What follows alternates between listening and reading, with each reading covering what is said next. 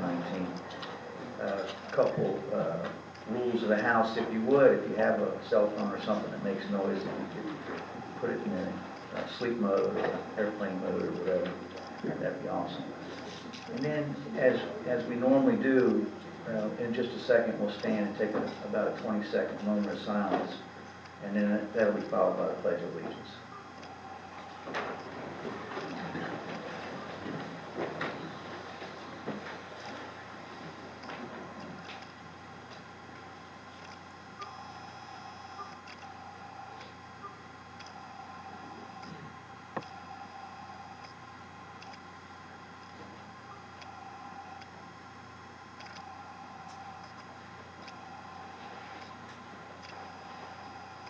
Allegiance to the flag of the United States of America, and to the republic for which it stands, one nation, under God, indivisible, with liberty and justice for all. Thank you.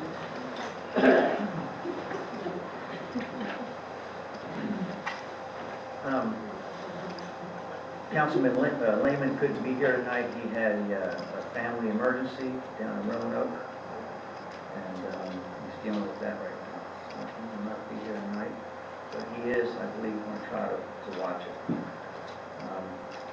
There's no additions to the agenda at this point. However, item 5. Can I make a motion to rearrange the agenda? I'd like to put unfinished and new business right after council member announcements. So that's for the 4 presentations. Get the resolutions out of the way before the presentations. So there's a motion to amend the agenda as written to move the resolutions from old business and new business to it would be item 8 instead of item 7. Is there a motion to approve? Is there a second? Second. Mr. Alger? Aye. Mr. Hyde? Aye. Mr. Serby? Ms. Rhodes? Aye. Ms. Schiff? Aye. And the chair votes aye. Thank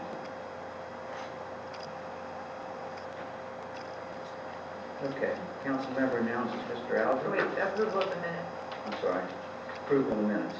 Okay, yeah. Is there a motion to approve the minutes from June 19, 2019 regular meeting? Motion to approve the minutes as presented. Is there a second? Second. Mr. Alger? Aye. Mr. Hyde? Aye. Mr. Serby? Aye. Ms. Roberson? Aye. Ms. Schiff? Aye. And the chair votes aye. Thank you, Rodney. Keeping you on track here. Maybe do that for more times, right? Okay, council member announcements, item 7. Mr. Alger? I have nothing this time. Mr. Hyde? I have nothing this time. Mr. Serby? I'd like to, I know everybody's all happy, thinks we had a great bike fest. I think that it looked good on the surface, the numbers, the number of bikes in town. Everybody looked like they were having a good time. But what I don't think that we caught wind of was a lot of the problems that the businesses had and a lot of the people in town had as far as getting around town, not knowing what roads were open, what was closed. Of course, it didn't help that we had the tide that flooded the ball field road. I think it's important before we pat ourselves on the back that we did a wonderful job, that we reach out to everyone and get a consensus from the other businesses and even ask the townspeople, the older people especially, who seem to know where to go and what to do. There was businesses that were blocked by vendors. I don't know who picked the vendor placement on the boardwalk, but they were sitting right in front of other businesses. So anyhow, I just think that it's important before we pat ourselves on the back that we take a thorough look at it. Yes, on the surface, it looked really like everybody had a good time. There was a lot of bikes, didn't look like there was any trouble. But there are other issues that we need to look at before we pat ourselves on the back. Roberson? Nothing at this time. Ms. Schiff? I just want to thank everybody that helped with parking and the event for Bike Fest. It seemed to run really smoothly. And also to encourage town citizens to come see the homecoming parade tomorrow. You can sit on Colonial Avenue or the Rankin Shopping Center to participate and watch it. Thank you, Ms. Schiff. Real quick, so I'd like to send kudos out to the town, our citizens, our police, fire, and EMS, and the organizers who did what they could with the traffic. And I know we're going to have a critique or hot wash and it'll be all encumbering, and it'll gather all that data, but I know, face value, we have a lot of people in town, doing a lot of different things, and we only have a few, issues with law enforcement having to deal with some folks, pretty much the same as we would have on a regular busy weekend. And I don't think we had any major motorcycle accidents, any loss of life or injury. And so I think when you move that many people in and out, it's pretty darn good to get out there and skate. So unfortunately, we did flood. We lost one restaurant, lost all business for the entire weekend. And yeah, my property was underwater for quite some time. We squeegeed and opened the doors, and thank God we did, because there was a ton of people that were looking for places to eat and have something to drink. But anyway, also, I'd like to say that there was an article in the Freelance Star on Saturday, October 12th. I don't know if you saw it. Kudos to the school system. We're one of 3 schools that didn't have any that graduated the entire senior class. So kudos to them. 100%. And then an interesting article was in the Wall Street Journal on Sunday, October 12th, and it's about Colonial Beach. We don't get much press in Wall Street, but it's about our voting record in Westmoreland County, and it's really interesting. So we are split almost evenly down the middle, Republican and Democratic, and every time we voted, whoever won the most votes has become the president. It's pretty interesting for the last however many times. I'll leave this out if you're interested in seeing this, and welcome to have it. But it's really interesting stuff to be in Wall Street Journal over the town. Pretty good. Anyway, I thought you might like that. Yeah, well, on a lesser enthusiastic note, and one that concerns me quite a bit, I've reached out to the town manager, and I'm going to discuss this with the council once we do a little bit more diligence, about our poverty level, or at least the numbers that are dictated on our poverty level in this town. And I got that information through a resource from the schools, from the state. And I know there's haves and have-nots, but if it's true, we have a real serious problem. And we have a lot of folks in this town that have a lot of means, and we do a lot of really cool things. But first I want to identify that the numbers are true, because if they are, we have so much more poverty than the rest of the state. It's sickening to me. So we're going to look at it, if that's okay with the council, and try to wrap our head around it a little bit and see if it's true for one, identify it, and the issues surrounding it. And I know, of course, everybody in the audience in this council and all you professionals know, a lot of it has to do with we just don't have the jobs. So if you don't have jobs, you don't have incomes. And so we need to consider that, and so it's something we're going to look at. I just want to give you guys a heads up on that. Hopefully the council will support our endeavor in this to find out what we can do about it. Okay, so with that, we'll move to item 9, unfinished business, which is, the first is Resolution 42-19, which establishes the Colonial Beach School Capital Project Fund in policy.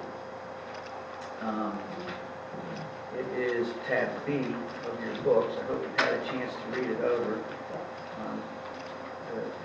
Several have only asked for one change to this resolution, so we'll amend it as changed. But do we want Connie to discuss this at all, or is this something I know we talked about at several meetings now? Or, okay. All right, well, why don't we get it up for a vote or discussion, and we can have that. So you want me to, make a motion to amend it. motion to amend Resolution 42-19, to remove the paragraph that has a highlighted blank in it, just to remove that paragraph entirely. Okay. So there's a motion to approve the agenda, the amended agenda, or amended resolution 42-19, which will remove the town's capital project fund committed funds not to exceed. Is there a motion to approve that? So moved. Is there a second? Second. Mr. Algen? Aye. Mr. Ryan? Aye. Mr. Serby? Ms. Rhodes? Aye. Ms. Schick? And the chair votes aye. Thank you. All right, so now, is there a motion to approve Resolution 42-19 as amended? So moved. Okay, okay, okay, and we'll put it up to discussion now. Okay, Mr. Alves, any discussion? Mr. I? Mr. Sir? I think it's just important to let everybody understand how it works. But it's still, this fund is basically in order to fund CIP items for the school. I think there's still probably a little question as to whether the CIP for the school falls under the town CIP or not. But again, as long as it's tied to funding the CIP items, or school line items, that's good. It is although does have leeway to go into emergency if there was a need for a new air handling unit on the roof or flood, if we had a flood or something, then those funds could be drawn on. Just like any other appropriation that has to be voted on and approved by the council, even though it is one of its earmarks. So I just wanted everybody to, that's the simple version. I think I got it right. But looking at it that way, I think it's easy to digest and easy to deal with in every way. Ms. Robertson? Nothing. Ms. Schick? Nothing. Also, if you remember, this frees the school now to have the excess funds that would have normally been returned to the state. Is that correct? Return to Us, or to the town, to go into a CIP and be used for the school, obtain future needs for the school. So no more for this one. Okay, with that, I'll call for the vote. Mr. Allen? Aye. Mr. Ryan? Aye. Mr. Serby? Ms. Wilson? Aye. Ms. Schick? Aye. And the chair votes aye. Motion passes unanimously. All right.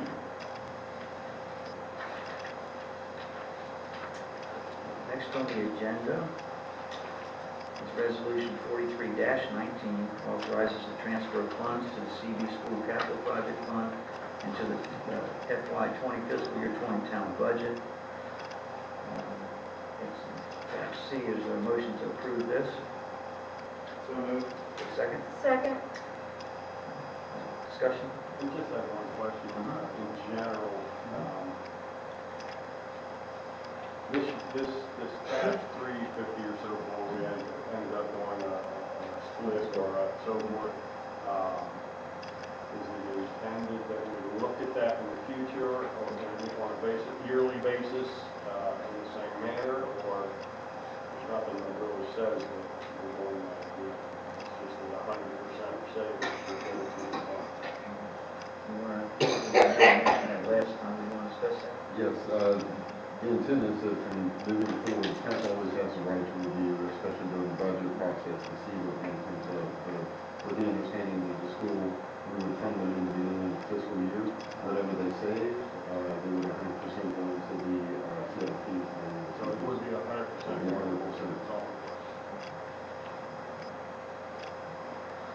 And I believe there was something that talked about that lends itself to some flexibility, so not only the town gives the school as well. Yeah. Okay. During the budget process, the town always has a chance to review all items. What it really does is it sets up motivation to be fiscally responsible and also to start long-term planning for CIP projects that are quite expensive, whether it be a new school, new HVAC system, et cetera. So, Thank you. Okay, so resolution 43-19 is on the table this time. Is there a motion to approve? Okay. Thank you for the vote. Okay, take it to a vote. Sorry, Mr. Allen. Aye. Mr. Allen. Aye. Mr. Serby. Ms. Rhodes. Aye. Ms. Schick. Aye. Chair votes aye. Thank you. All right, item 10, new business. Resolution 45-19 appoints Burkhead Lyburn and Catherine Flanagan to the Memorials Advisory Commission. Is there a motion to approve? So moved. Is there a second? Second. Is there a need for discussion on this? Maybe we discussed this quite a bit. There's still one more person. We'd like to get two. Yeah. So we know we've already got three, but it's good to have It's a good start. The first good story. Mr. Allen? Aye. Mr. Nye? Aye. Mr. Sherby? Aye. Ms. Williamson? Aye. Ms. Schick? Aye. And Chair votes aye. Okay. Got that stuff out of the way.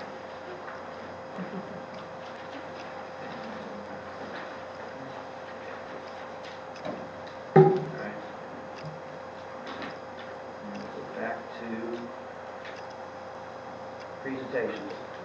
Fun stuff. Let's see here. How about, Mr. Jackson, Eric Jackson? Is he here tonight? It's a true pleasure, Mr. Jackson.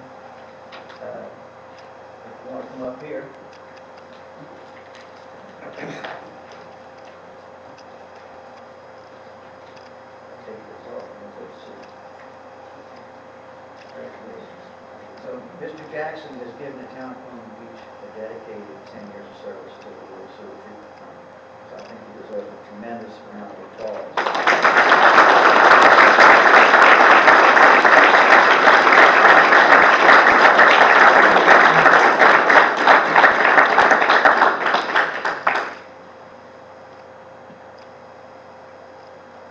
Congratulations, thank you very much. Thank you for your service and hope for 10 Yeah. Eric's one of the few that we don't see. Yeah. Most of them are out about town, but he's, I'm stuck in the plant up there. I do exist. Thank you. Mr. Les Parsons, Officer Parsons.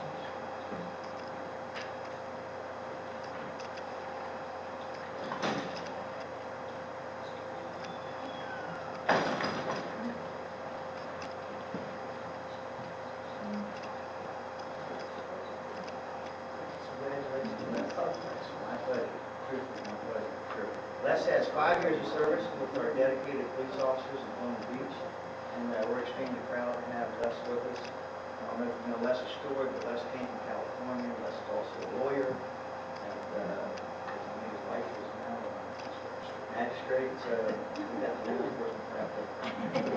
Congratulations to you, and we certainly hope you keep doing it.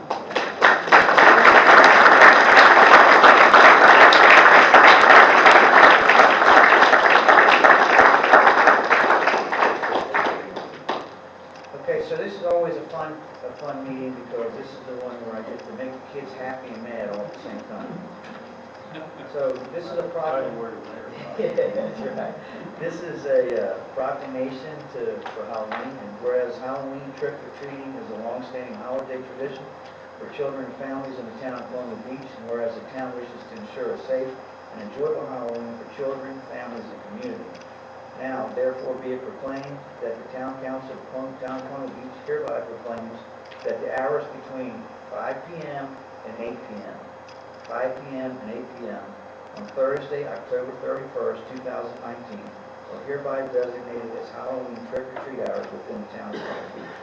Be it further proclaimed that all children and their families have a happy and safe Halloween. Thank you.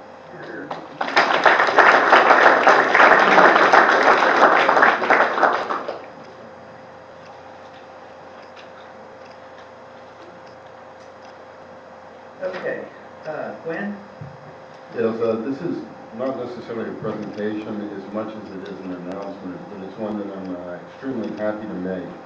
About 5 or 6 months ago, we worked diligently, and by we I mean primarily Maggie Lane, on a Robin Grove shoreline restoration grant. So for those citizens that have been around for a while, we know that erosion has been the issue, and it costs a lot of money to be able to create a living shoreline. I know that there were plans made in the past. On council's direction, we went after a grant that would help fund those efforts, and we got that grant awarded. So we're super excited. That's $197,000 that we can put towards the Robin Grove shoreline restoration, with a very small matching piece of about $46,000, which we're already proactively pursuing another grant to meet that match. We'll submit that grant in November. What this would allow us to do, just for public, I know council's pretty aware of it, is we know that we have a steep embankment, sometimes 10, 15 feet. It's becoming dangerous with the intent of putting a dog park on Robin Road as well. It's quite hazardous, as well as there's an economic factor to it with the erosion. The more sediment that gets into the bay, it affects the marinas in an adverse kind of way. So with this living shoreline, if you can imagine, it's going to have some rock at the bottom, but it's also going to have a vegetation element to it that's going to allow filtration. So it should improve our water quality as well. So this is very environmentally friendly and designed with the environment in mind. It's going to keep the erosion at bay, which will allow us to retain the land at Robin Grove to use for a dog park. And we were able to conserve town monies by going after the grant. So we're super excited. Normally I would have liked to have shown you kind of what a living shoreline looked like, but because of the work that we had done 5 years ago, and because there's been some erosion, we're going to go out and really look at it and see what kind of effects the last 5 years have had, and make sure that designs will keep in uniformity of the current state of the erosion. But I wanted to share that with the public and with the council. It's pretty significant. We haven't really had a grant effort until this last 12 months. To be able to put in a $200,000 grant is something to be excited about. Anyone have any questions?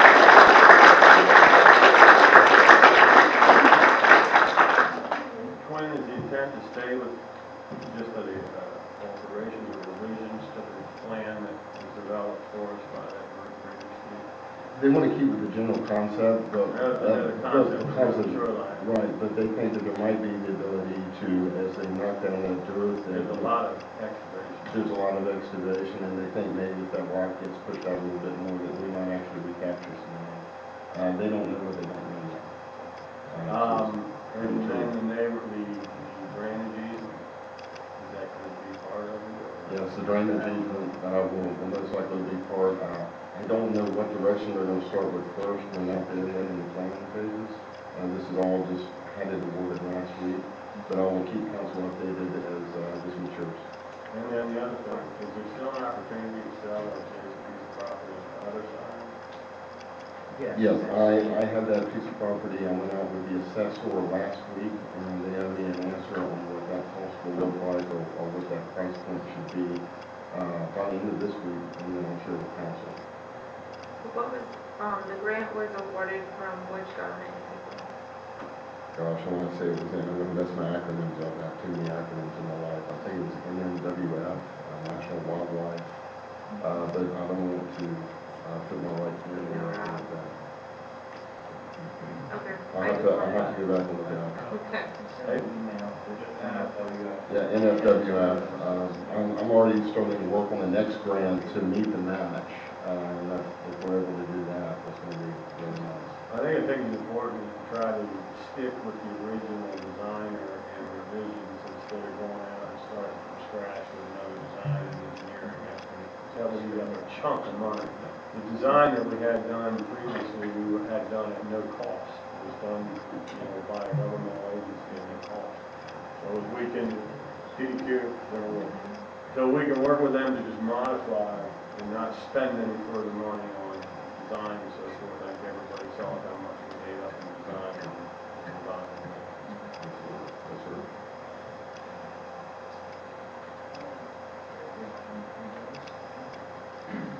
Mr. Blake McDonald, Virginia Parks and Historic Resources. And Joyce. Hi, I'm Blake McDonald. My name is Joyce Reimer, President of Downtown Colonial Beach, and I wanted to introduce Mr. McDonald and his crew over here. And his report will substitute for our report listed later on in the agenda. Mr. McDonald is a survey and cost-sharing grant manager for the Department of Historic Resources, came with several members of his staff today and did a presentation at 2 o'clock to the public. It was very well attended, some 50 people came to the public meeting, and were very positive about what they had to present, and they have stayed here to answer your questions about the issue of nomination of the downtown of Colonial Beach as a National Historic District. Mr. McDonald. Thank you, Council. Can you all hear me? Great, all right. As introduced, I'm Blake McDonald. I'm the Architecture Survey and Cost Share Program Manager for the Virginia Department of Historic Resources. We are the State Historic Preservation Office. And as Joyce said, we had a meeting here just a few hours ago, very well attended, very positive, to discuss the possibility of a downtown Colonial Beach commercial historic district. I did bring a map of that proposed historic district. I'm sorry I don't have it in digital copy, but essentially we're looking at an area encompassing a little bit of Colonial Ave all the way down Washington Avenue, more or less the parcels on Washington, and then taking in the triangle over on the other side. And I'll turn it around so folks can see in the audience as well. So we're here from the Department of Historic Resources this evening to ask on behalf of downtown Colonial Beach for the town council to support an application to the department's cost share survey and planning grant program to fund an architectural survey of that district area that I just showed you, as well as a nomination to the Virginia Landmarks Register and National Register of Historic Places. The Virginia Landmarks Register and National Register, those listings for a district like in Colonial Beach, that is honorary. We're not talking about local districts where there's restrictions around paint colors or additions or demolitions, none of that. Our office only administers the Virginia Landmarks Register, National Register. Those are honorific. They do carry with them some incentives for property owners who live within the district. I'll talk a little bit more about that. But those are totally opt-in. There are a lot of districts in this area, National Register districts, that have been in place for decades and decades. And unless you knew that they were on the register, you know no difference. People can build and tear down and change as they would otherwise. We're encouraging the town to apply for our cost share surveying and planning grant program, which I manage. It's a really unique annual competitive grant, one of the only ones that our agency still has, through which we partner with localities to help fund preservation planning activities like the survey and nomination of a district. The great thing about cost share is that if the town applies and is selected for funding, we will take over all the administrative burden of the project. So the Department of Historic Resources will find you all a contractor who can do this work, and then make sure that they are doing that work on the timeline that we agree upon so that you have a successful deliverable. It is called cost share because we anticipate that the locality is able to provide up to 50% of the project cost. It's my understanding that downtown Colonial Beach is willing to both put forward that percentage of the project cost for the survey and listing of the commercial historic district here in Colonial Beach.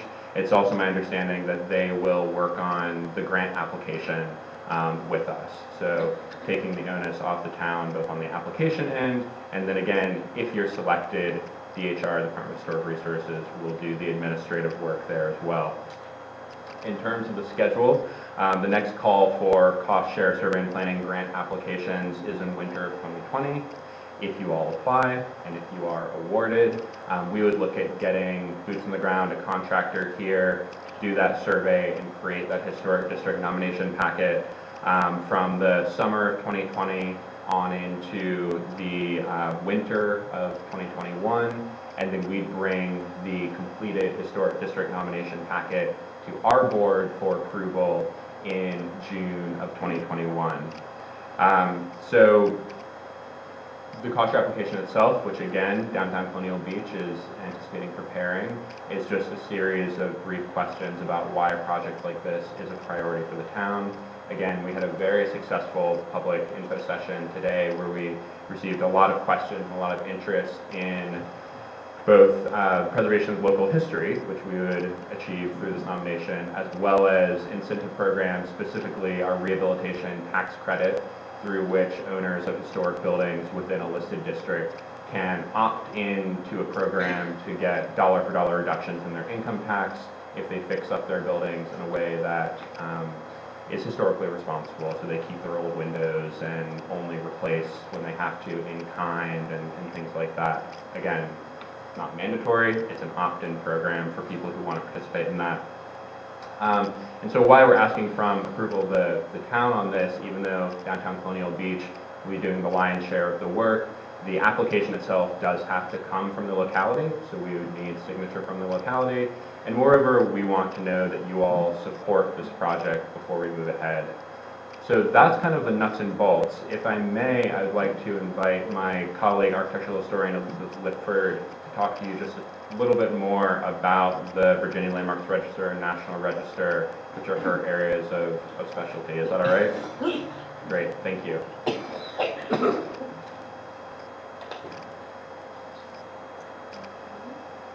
Good evening. I'm Elizabeth Lipford, and I work in the Eastern Regional Office of the Department of Historic Resources, which includes the Northern Neck and most of the coastal areas of Virginia. And as Blake said, I work a lot with local governments and property owners on National Register designation. And Blake and I work closely together on survey projects such as the one that's being proposed here. As you mentioned, we do maintain two registers, the Virginia Register and the National Register. Both of them were created about 1966. One, the Virginia Register is in the Code of Virginia, and the National Register came out of the National Historic Preservation Act of 1966. And our mission is to basically identify the important historic resources in Virginia and recognize them through this honorary listing. You probably have heard about local districts and some of the restrictions that may come from those in some communities, but that's not what we do. That is a local decision. Local districts do not follow state or national register districts. That would certainly be a decision that you would make. This project that Downtown Colonial Beach is interested in pursuing is the honorary designation. And there really are no negative aspects to that designation, only positive. Heritage tourism is one, and it's a good benefit, and that is something that you're already doing here. A lot of people come to Colonial Beach for a variety of reasons, including recreation, but learning about the town's history would be something that would be of interest to your visitors and something you could capitalize on with a historic district designation. There's an education aspect and value to it, and it's a planning tool. It would be a planning tool for you to use as you make decisions in the future about land use and what kind of character you want the downtown to have. We also work a lot with localities now in disaster planning, weather events. We saw some of this unusual coastal flooding that we've experienced this weekend from a storm that did not even come to Virginia. And so those things are starting to affect our coastal communities more and more, and our historic resources, many of which are on the water. So we do help a lot with planning in that aspect. And then there are a few financial incentives, most notably the rehabilitation tax credit, which our office administers. So that's just the basic information about the register program. We want to answer any questions that you might have at this time. First of all, does it have to be private owned property, or can it be municipal owned property? It can be both, and most historic districts are a collection of public and private properties.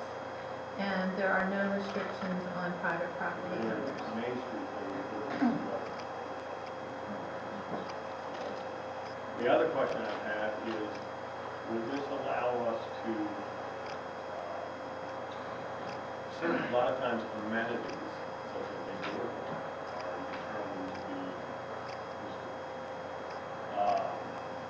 And we've got quite a history, or a photo history of amenities along the boardwalk and so forth that used to exist. Yeah. Would this allow us to replace any historic amenities that were in place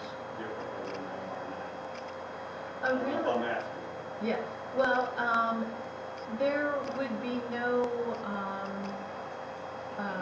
restrictions on any new construction. That is a good question, because a lot of times we talk about what changes can be made or not made to a historic building. But it also, the idea of no restrictions applies to new construction as well. So if you wanted to build new recreational amenities on the waterfront on vacant land, certainly that would not be prohibitive or discouraged. Presuming it had to tie into some historic background. Not necessarily, of course, we would encourage that because new construction in a historic district works best when it's compatible in scale and massing and materials and setbacks and things that make the streetscape look whole. But, and one of the things that we do as a department is provide technical assistance to localities in that area.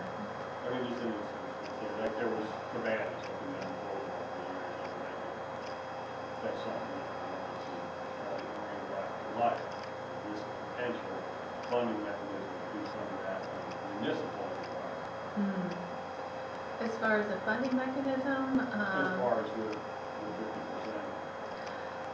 no, the grant program that Blake talked about is survey and register. That is for the identification and recognition of historic resources as well as planning.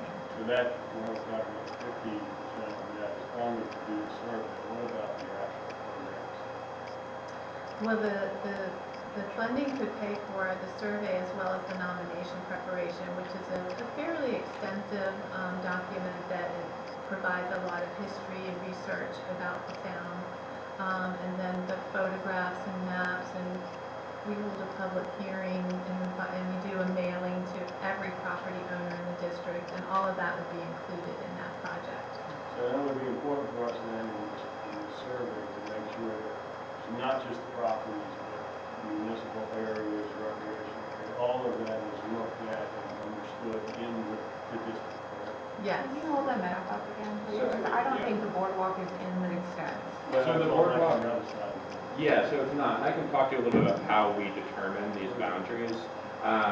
Essentially, what we're looking at here is that we want to capture as much of the historic commercial core as we can, and we're mostly looking at things that are 50 years of age or older.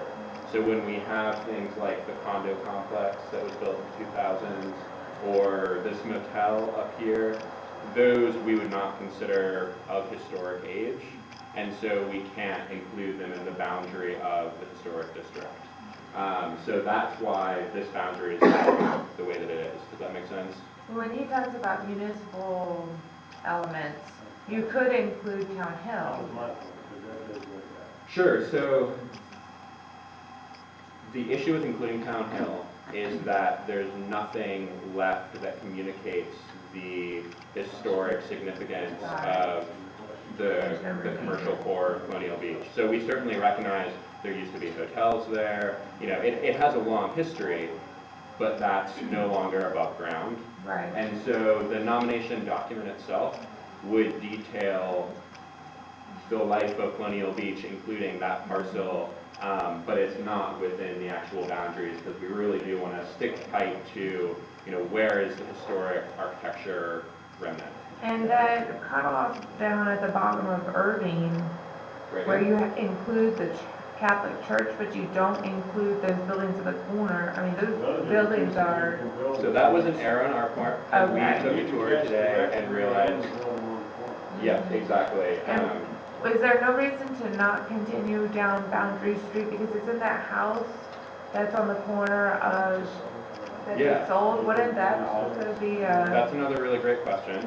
So this project falls in the tail of several other historic resource identification projects in Colonial Beach. Some of you might remember that a couple of years ago, we got some federal disaster money following Hurricane Sandy, and we were able to come do some survey down on the point.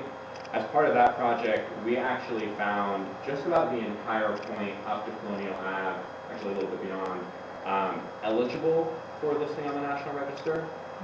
recognizing that there is some great domestic architecture. Of course, you have the Bell House, which is already individually listed, down here somewhere.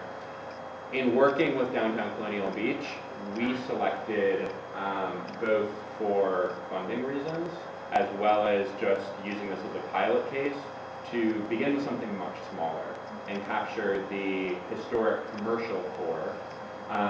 If this project is well received, if people are enthusiastic about it, as it seems they were in the public info session today, we would love to do a boundary increase in the future that would take in some of the residential architecture. We're hoping this is, phase one of multi-phases, because you're exactly right. There's a lot more than just what's here. This is just the commercial core. The problem is, and Joyce answered this question for me in an email that I asked her a couple meetings ago. We can't use an isolated spot. We have to pull the whole boundary very contiguous. So, in order to get to Bell House or your parents' house, or even, The marina. The marina, and Yeah. Early's packing Right. house. Things like that, it just splinters all over the place, but it has to be in a contiguous Right. area. And Yes, I sir. think one of the things that Joyce had sent in one of her emails previously, and she actually discussed with me, I think, back in July, I believe, there was a second phase, like we were saying, that is down into the point area, and that might include those other ones, but that was more expensive because it was a bigger area to look at. And the reason I want to do that is because downtown Palm Beach, they wanted to focus specifically. This is what they can on that. afford. That's what they can afford right now. Right. Okay. If I remember correctly, it's like about $12,000. So we're looking at about 12 to 15,000 for this portion. If you all choose to pursue with Downtown Colonial Beach that cost share grant, you'd be looking at half that in terms of local input. And then if selected, DHR would contribute the other half. Then again, we would take the project from there. When we were looking at the entire point, as well as this little bit above Colonial Ave, I'm trying to remember, it was something more in the range of $80,000. So we feel like this is a great place to start. And again, it's also a test case. It's a bellwether. We're hoping that people will continue to be enthusiastic about it. Yes. Would you, we have currently happened, you're probably aware of a project going on at the end of Colonial Avenue or Beach Beach? Yeah. Yes. There was discussion some time back relating to the old T pier that used to be there, and it was actually a steamboat landing, the pilings of which can still be seen. I don't know if you can see them in that. That was truly a historic area that has been identified. Granted, the structure does not exist, but whether it's... That's a really good point. And again, you all are the local experts if you live here. We're just There's other projects in Maryland. Yeah. That's something we have to contend with. At the very least, Yeah. like with the park here, it will become part of the narrative that's used to fill out the nomination packet. But we should probably have a chat about the pilings and if there is a way to reasonably include those, given the jurisdictional issues, because it is obviously a significant component. Thank you. And at this moment, these are proposed boundaries. There's flexibility right up until the listing Oh, to tweak okay. things. Yeah, because you may want to consider Lenny's across from the fire department.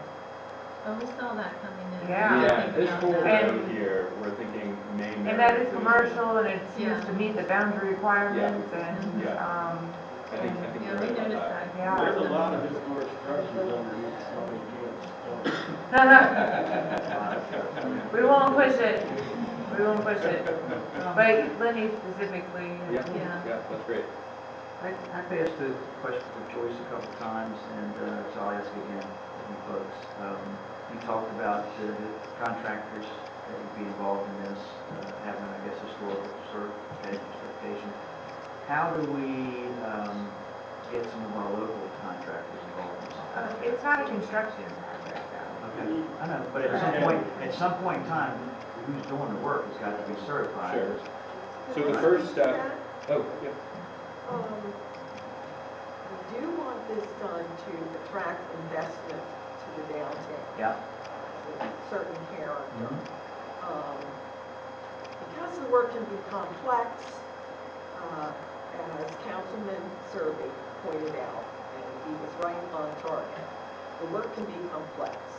And therefore, we're looking towards reaching out very broadly to potential investors who have specialization in historic restoration work, but in doing so, trying to advocate for using our local contractors and building and construction trades industry, and which would also then potentially give our local people the kind of experience that you need, that would be helpful. And in fact, one of our ideas was to try and get building and construction trades industry here to advertise, do small ads, and we would prepare a booklet to send out to all, the entire list of these historic restoration developers, which would also help to market the town, and we would like to encourage them to use local building and construction trades people. So, let me just make sure I'm clear, or at least partially clear. I know we're a ways out from this, but, so if I want to purchase one of these properties, then to keep it in the realm of the historical and the benefit from the historical designation, I will have to use a historical designated contract. So that would be your choice. Okay. So if you live in the district, Yeah. you would have that opportunity where, let's say you were going to start a pretty major overhaul of your building. You could access, if you were in a historic building within the district, you could access the rehabilitation tax credits, and there's state credits and federal credits that behave slightly differently. And those would help to offset the cost of, for example, repairing your wood windows rather than replacing them with vinyl, Gotcha. right? But that's totally optional. You could buy a house and make all the changes you wanted, not using rehabilitation tax credit programs, and that's fine as well. We're not dealing with like federal money where the Department of Interior goes through and certifies you as historic and stuff. It's just a process that Montrose used when they did their revitalization, is they actually sent out a questionnaire and an application to all the local contractors who submitted their abilities and so on and so forth. And they created a short list of people that they felt could do the bid packages that they had created. So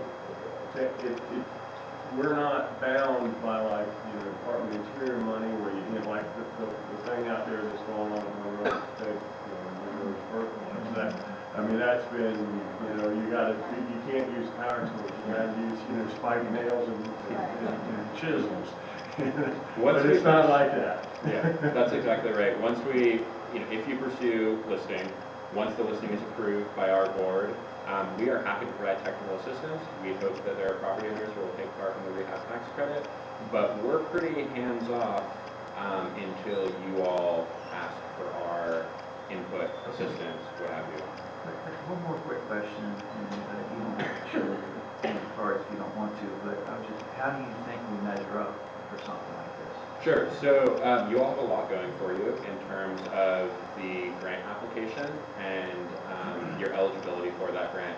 It is, as I mentioned a couple times, competitive grant application process, so we aren't able to fund all of the great project applications we receive. But Downtown Colonial Beach is doing everything right. They engaged us early in the process. We've had a meeting with just their team, and then today we had our great, well-attended meeting. They're speaking with myself and Elizabeth in terms of how to plan moving forward. And in addition to that, I mean, this is a locality where we haven't seen a lot of grant work in the past, so it's sort of coming to us fresh, and we like that. And you also have a threat here from inclement weather, disasters, water, wind, and that's something we're paying a lot of attention to right now. So I can't say anything for sure. What's And that? we're building on the work that was done during the Sandy hurricane. That's So exactly it right. is a project that's already sort of had its phase one, and that there's been some survey done here, and the eligibility determination has been All of those are, Did you say the storm exposure because it's a negative? So the storm exposure signals to us that we would like to get out here and document as much as we can. It wouldn't work against us potentially. oh, no, we're giving priority now to places that That's are exactly under right. coastal. I want to make sure I was hearing it as a positive, not a Yeah, negative. yeah, that's correct. Right. Yeah. Awesome. Do we need a resolution of intent to apply? Is that something? Yeah, it's just directive. My understanding is that, we is working on a resolution for your consideration, probably within the meeting. I'll be assisting them. There's not a resolution required for the grant application, but I do think it shows illustrative, things that are done before, the application time. Well, do we want to get consensus now to move forward with the application and we'll eventually vote on it sometime? Yeah, love it. We're going to go back up? Yes. Yes, absolutely. So- And Richard has a lot of experience. Yeah. Yeah, Richard has a lot of experience with this and, spoke to me about it a little bit, so he's 4 out of 4. Yes. So, wonderful to hear and. And we've got a lot of people who tend to knowledge of history of the town. Yes. Yeah, great, thank you. All right, Thank you all very much. Thank you, that was a good Thank presentation.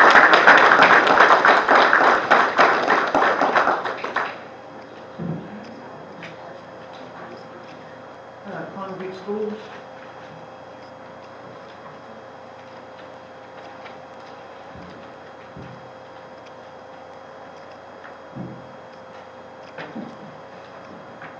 Good afternoon or good night. Just want to take an opportunity to thank you all for approving the resolution. I know there have been a lot of conversations about that, and on behalf of the school division and the school board, we just truly appreciate your support. We are entering in the middle of our second month of school. Things are going well. Students are still happy about being at school. You know, homework and activities begin to ramp up, but everything seems to be going well. Last year I hosted during the month of December a State of the School coffee, and I also intend to do that this year, and I will come back to you at the November meeting with a date and an invite for anyone who would like to attend. And that will be it for now. You missed when I gave the school kudos, I just want to make sure you call it from the freelance I starter. stepped out for 1 second. I'm going to have to see that article. But, so, you guys graduated all the kids, one of the 3 school districts that did that. Yes, sir. Yes, sir. Awesome. And also, I've reached out to the manager as part of this little bit of research on another article that I was looking at about accreditation and such. I've got moved over to another link, the state link, which I'm sure you're extremely familiar with, the state education link. And I was really surprised at the amount of poverty Yes, sir. we have Yes, our sir. school system. And so we are going to look into those numbers and look into what we can do. So and we'll be meeting with you at some point in time about this as well. I would love to have that conversation with you. I think poverty is a major driver for a lot of the issues we face as a school division. And I think there's a lot of good conversation that can take place on ways on how we can mitigate that and continue to give our students a leg up. So I would love to be a part of that conversation. Me too. Okay, I look forward to that. Yes, sir. Just so you Yes, know sir. that's coming. So. Yes, sir. Thank you. Thank Thank you. you. May I ask you a question? Just, I know last year our free and reduced population was approximately 70%. Yes, ma'am. Is it still around that number? Yes, it's still pretty close to that number. That's how we're able to offer a lot of the dinner feed programs Right. and the summer feeding programs that we have. Those numbers are major drivers for the state to approve a lot of those different initiatives. Now, does that include our total school population in the county, or is it just within the county? It's just within the school division. Our number is not comprised of Yeah, the. wait. It's just a lot of counties, so my point is, is the solely Our within, divisions is not, well, Right. our student population. student population includes a But lot. the division. So this is only town people, town students, and so forth that are. The students that attend school in Colonial Beach are the ones that are counted. It's all. Yes, yes, sir. Because I didn't know if we were dealing with And zip those code. those are the numbers we'll be able to vet out, I think, and then we'll be able to kind of, I mean, you don't have to be a scientist to know what the social scientists know what the problem is. We don't have enough jobs. That's the big thing. So, you know, there'll be a lot of questions that I'm gonna have. You know, creating jobs versus, you know, how do you continue like this year over year at the poverty the way it is? So, how do we break that chain? What do we gotta do? So, Give you a good website to take a look at. It's something called kidscount.org. It gives you an opportunity to kind of drill down into the data a little bit more as it relates to poverty, especially within this county and then potentially within the town. So that's a really good place to start if you want to take a look at that. thank you very much. Yes, sir. Thank you. Appreciate it. All right. What's that?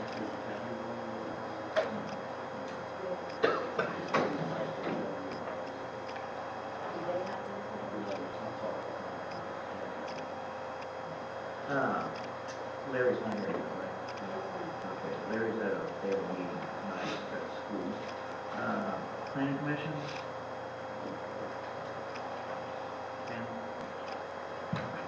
Pam? Maureen couldn't make it tonight, so she asked me to give you a quick update. The planning commission's been very, very busy. We've worked a lot with Richard lately. We're working on three major things. One, of course, is the update to the comp plan. We're hoping to present to you soon after the first of the year. The second thing is we will be holding a public hearing next Thursday night to look at amending the town code and the ordinance necessary to allow a tattoo establishment to open a business here in Colonial Beach. And then the third thing that we're working on, we're revisiting one more time the landscape ordinance and the sign ordinance, both of which have been passed from the planning commission to the town council, but it's been a couple of years, so we're going to take another quick look before we send it back to you. Great firms. Yeah. Thank you. Thank you, Pam.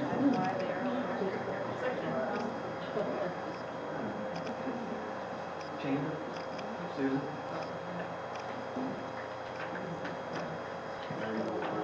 Good evening. What's that? First, I want to do some event updates. On the 22nd of September, we had our volunteer appreciation event. Monrovia Farm and our new director, Kathy Cavender, prepared shredded beef and beef brisket for all of our attendees. The fixins were prepared by Halls. We had apple ale from Colonial Beach Brewing, and we had two special sangrias, a champagne sangria and a rosé sangria made from a Spanish recipe by Sue Dern. Went over really well. Entertainment was provided by WWER 88.1, We Are Colonial Beach. Volunteers were given a gift bag, which included little prizes and a scratch-off ticket. And although nobody hit the big win, several people made a few dollars. There was lots of laughs, lots of appreciation. Colonial Beach volunteers are absolutely the best anywhere, and we thank all of them for giving their time and talent. The 6th annual Colonial Beach Bike Fest was this past weekend. We estimate again at about 20,000 people, with Saturday being the biggest day of the 4 days by far, and the biggest day we believe to date. We're collecting financial information now. We've got outstanding bills and outstanding income coming in. We've heard a lot of positives. I've also gotten a lot of suggestions and recommendations. We're absolutely open to those, and every year try to get a little bit better on how we have the event happen. We want to thank the town of Colonial Beach, the town council, Public Works, Virginia State Police, Westmoreland County Police, our local police. We'd like to thank the rescue squad, the volunteer fire department, all of our businesses. We want to thank our non-governmental organizations for their steadfast support, our hardworking volunteers again, who donated hundreds of hours to make this event happen, and all the citizens of Colonial Beach for their patience, grace, and kindness as our quiet little town welcomed thousands of visitors. The other event that I want to talk about is the Rockfish Tournament. The event is postponed till 2020. We will not have a Rockfish Tournament for 2019, and this is due to the limit restriction on rockfish and our desire to be good stewards of the Potomac and her tributaries.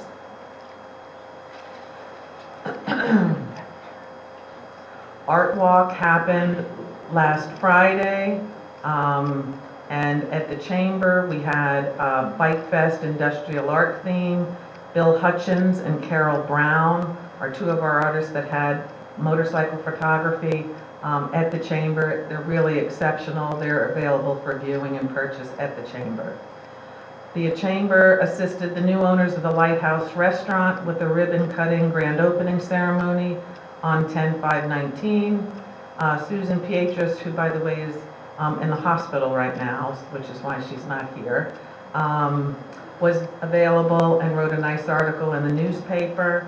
Our mayor, our town manager, the president of the Chamber were available to cut the ribbon with the new restaurant owners.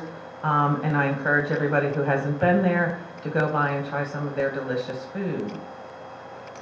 I'll be attending the Northern Neck Tourism Commission meeting on October 28th.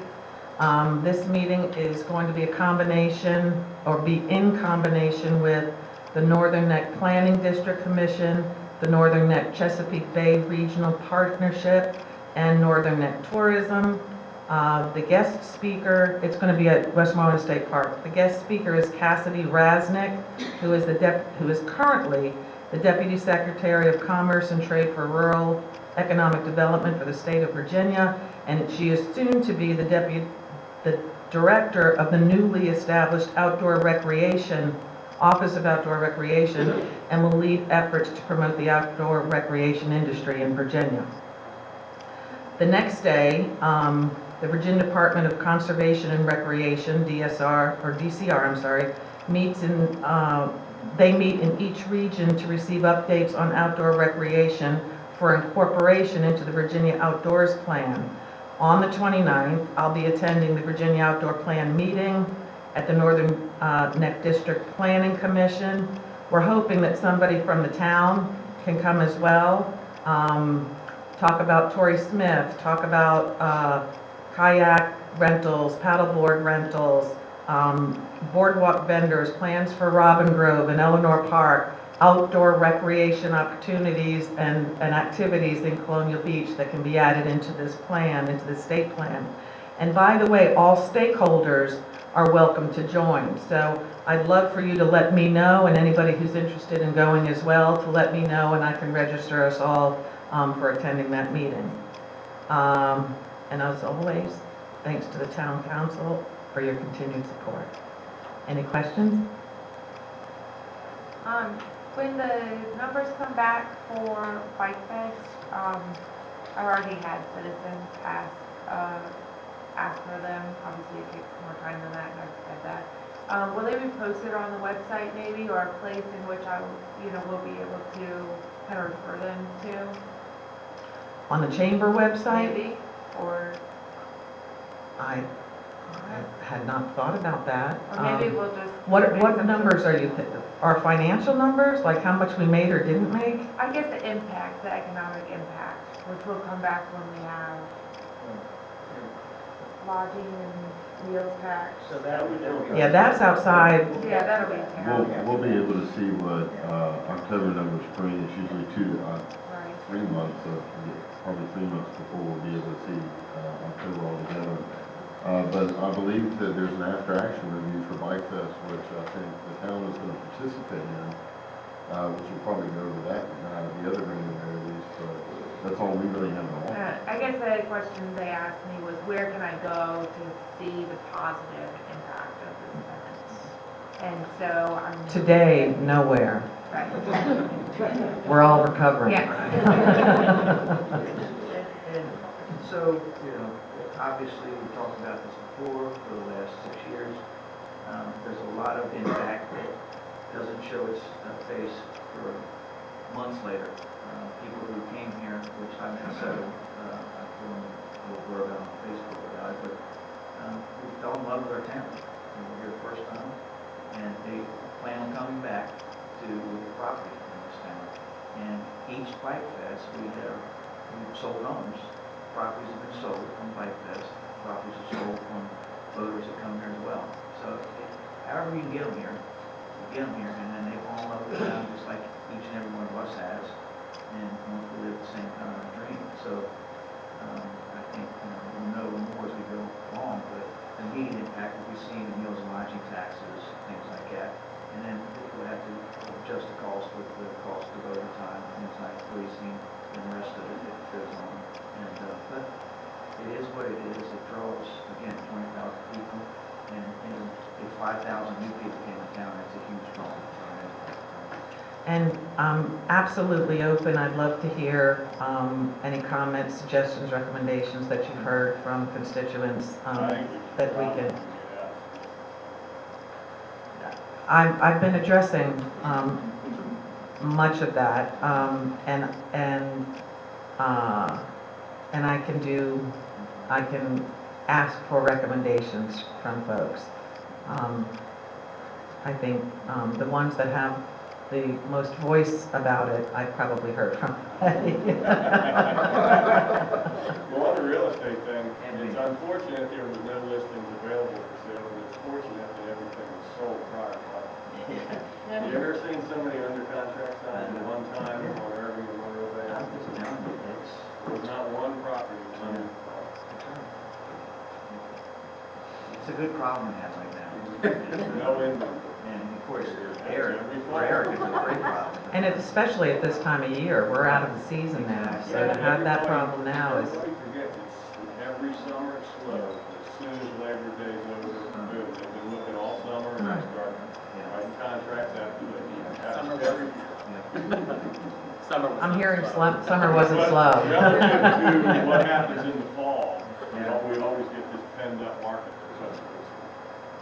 So, it's exciting times, and we've moved from the lower cost homes up into the higher cost homes now, which are selling for frequency. And I think that shows that the town is going to make a change for the better. And now, with that, they're going to demand more services, so we're all going to have to put our best hats on and Work together. Work together. Thank you, Susan. Thank you.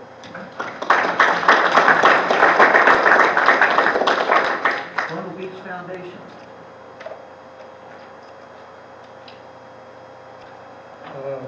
You probably have noticed that this is an election year. Well, in that regard, in fact, we do have one local election, and that's for county supervisor.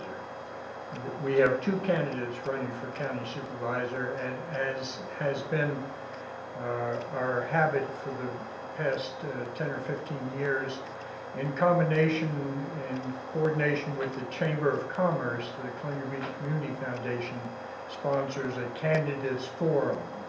And that'll be next Wednesday, a week from today, on October 23rd, beginning at 7 o'clock, between the invited candidates for District 5 of the county supervisors, and that's Larry Robeson and Tim Tribbett. I've supplied some question forms in the back of the room, in the ante room out there. If you have specific questions that you wish to ask of the two candidates, I'd appreciate them beforehand. So that's next Wednesday, the 23rd, beginning at 7 o'clock in the Columbia Beach Elementary School.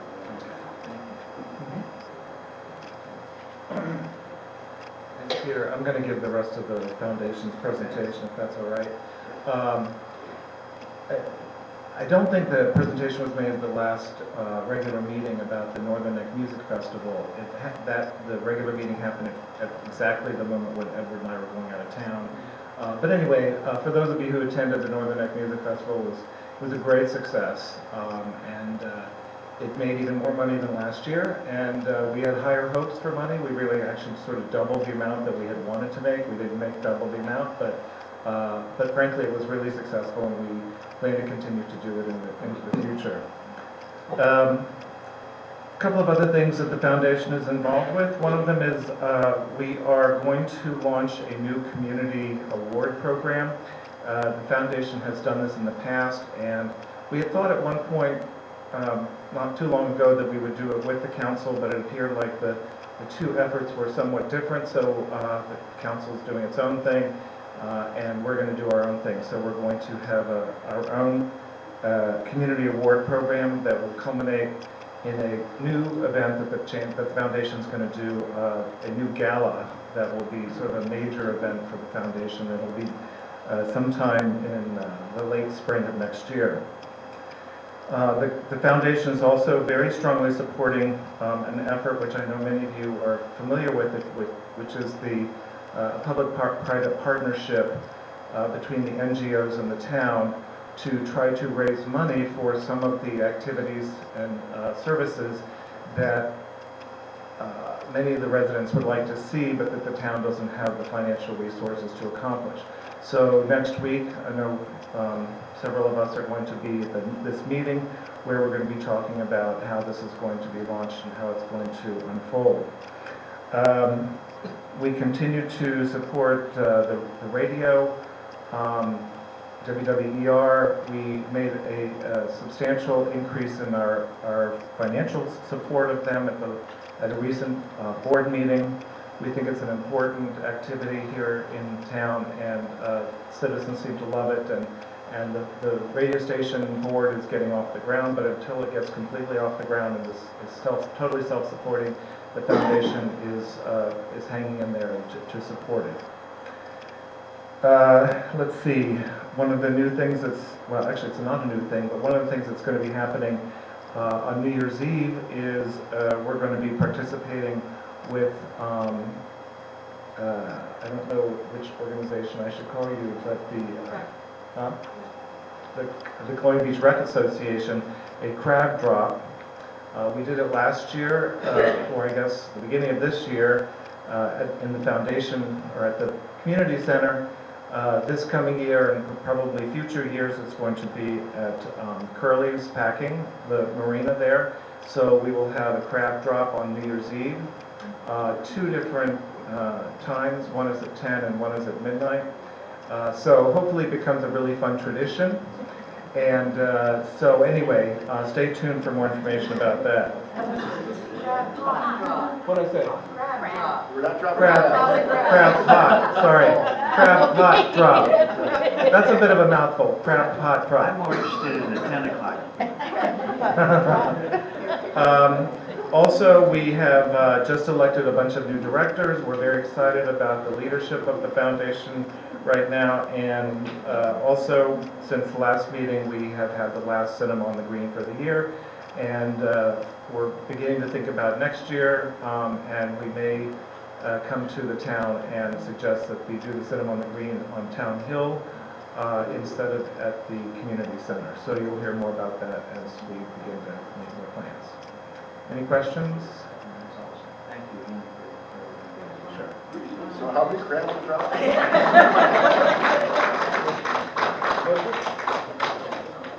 On the beach recreation? It's nice to be back. So I'm going to give you a little bit of a report, some of the things that went on this summer through the Columbia Beach Recreation Association. Through Yoga on the Beach, Croquet in Eleanor Park, Messy Mondays, and our Pop-Up Farmers Market series, the Columbia Beach Recreation Association has provided close to 200 hours of free outdoor community engagement opportunities for the citizens and visitors of Colonial Beach this summer season. We partnered in a supportive role with all of the other town NGOs in their fundraising efforts and events. Through Yoga on the Beach, the Colonial Beach Recreation Association has acquired enough donations to implement 2 more panels for the beach access project. Our plan is to create a fundraising opportunities over the winter to buy the 8 other panels that are necessary to get it down to the beach and maybe implement it in some other places. The beach volleyball court was a summer success. The ball lasted in the equipment box that Doug built from Memorial Day until Labor Day. So it was in there the whole summer before it was disappeared. Currently, we are committed to designing and printing posters and cards for the Colonial Beach High School fall, winter, and spring sports schedules. We look forward to working with town management, the council, and the citizens of Colonial Beach to implement even more outdoor opportunities and experiences as we move forward. We do. Colonial Beach Recreation Association.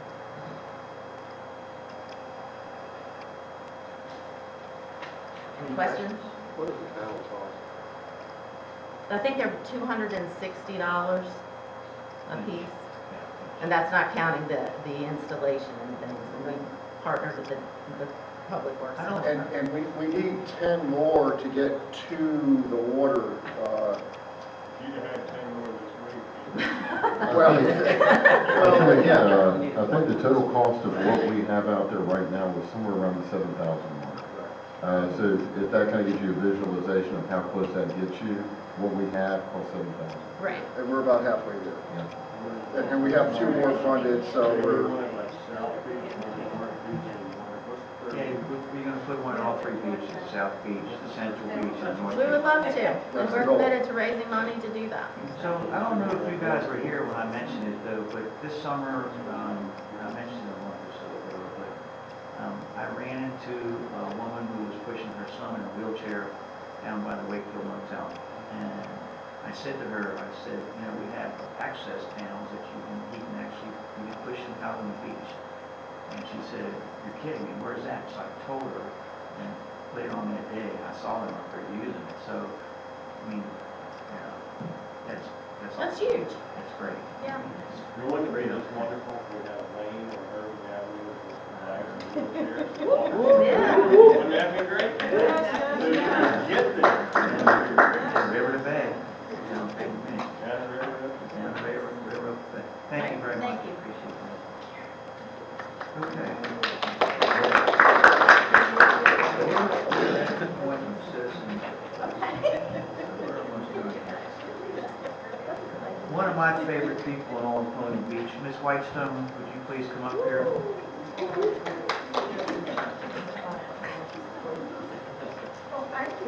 Yes, ma'am. I hope you're as happy afterwards. You hear me? Okay. This is the 20th year for the Museum Christmas House Tour.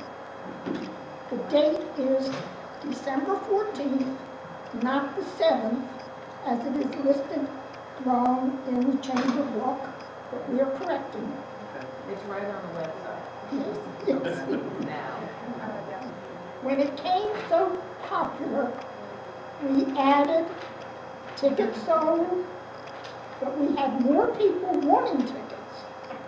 Also, we added the 5th house. Then we stopped the trip around town to see the beautiful homes because the time froze. And they added to the cost of the transportation. It was so high that the museum was not clearing very much extra money. I'm hoping to add a request of donations called Light Up and Donate. It will be in our program for the tour and list the names of people who do make a donation. Hope that it will help the museum needs and add around to see the beautiful homes lit up. Could the town council work with giving us some part of the 26 passenger trolley.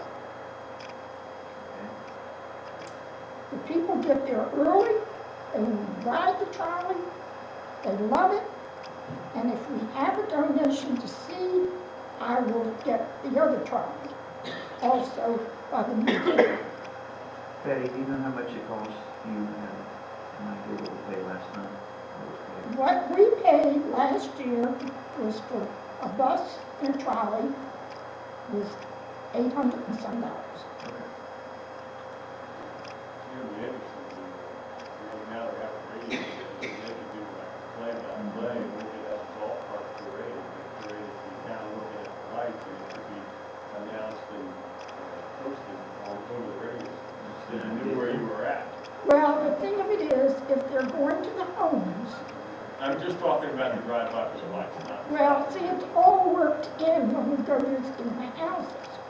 because you only have a limited amount of people in the house. Pardon? You only have a limited amount in houses. We split it up because we don't want 80 people in a house at a time. So we split it up after we go to the church. When they leave the church, one will go, some group will go this way and some will go that way.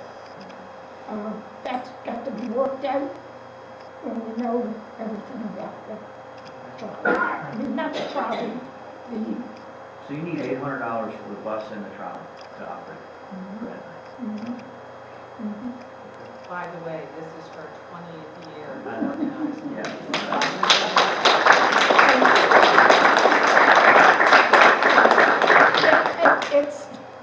It's been a big pleasure. I've enjoyed it. I've had a lot of cooperation. The town people that were in the houses, they sure do love it. Very good. So we're hoping for a big one this year. Yeah, good. Thank you, Betty. I don't think that's gonna be too hard to reach. Well, I thank you very much. And, you know, we're gonna have another benefit too, so Okay, we'll hope that it'll help us that way too. very good. Thank Thank you so you. much. Appreciate that. Walter?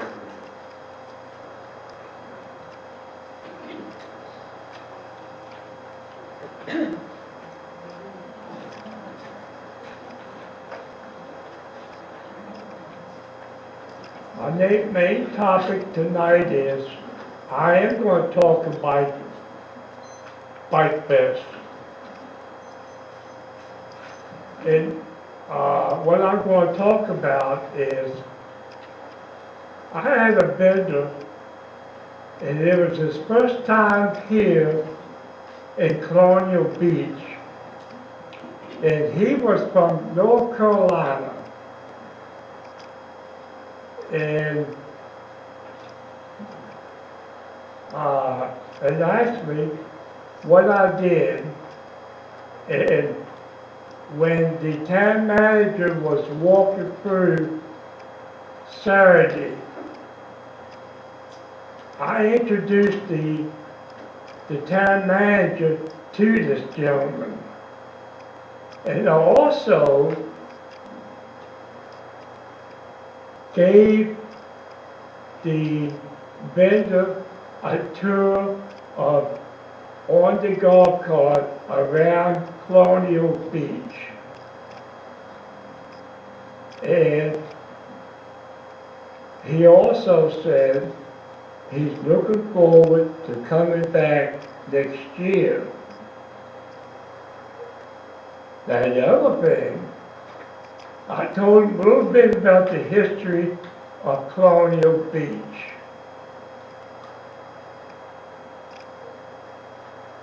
Now the other thing, I also told him about the population of Colonial Beach itself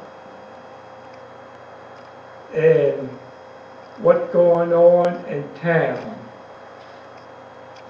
And you will be surprised when the population comes out in 2020, how much the town has grown.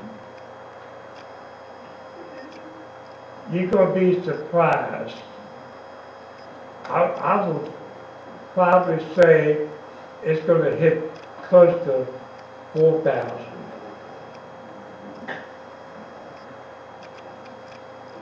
And,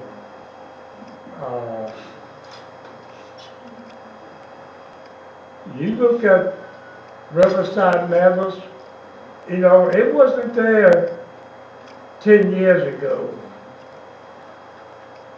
And how that was built up. So, anyway,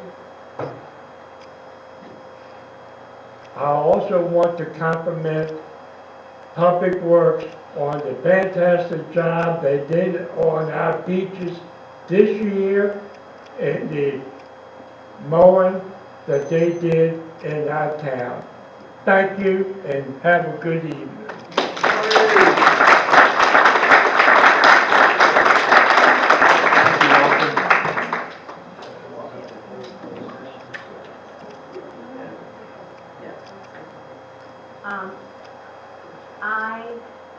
I forgot to mention earlier that the fire department is hosting a trunk or treat on, trunk or treat.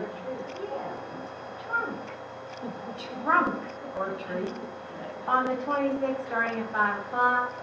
And It's in the high school, or in the school parking lot, right? yes, school parking. Sorry, I know, you said park, I can't make sure. they're the ones that put it on, right? Yeah, they're the ones who put it on, but that's. At the school, thank you. What do we tell the kids happens to them after 8 o'clock? Gotta have something. Recourse. Basically, what happens is, we hope that the wise adults turn their lights off and shut their doors the day they buy. That's what we're planning. So, for the most part, it seems to work. Anyway, well, that wraps up another great meeting. Appreciate everybody. Appreciate the folks coming out to support this and support us and do your civic duty. So, looking forward to the debate coming up on Wednesday, the 23rd, I believe it was.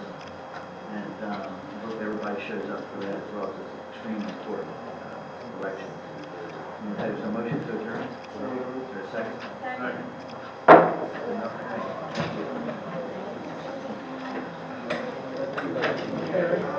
Thank you.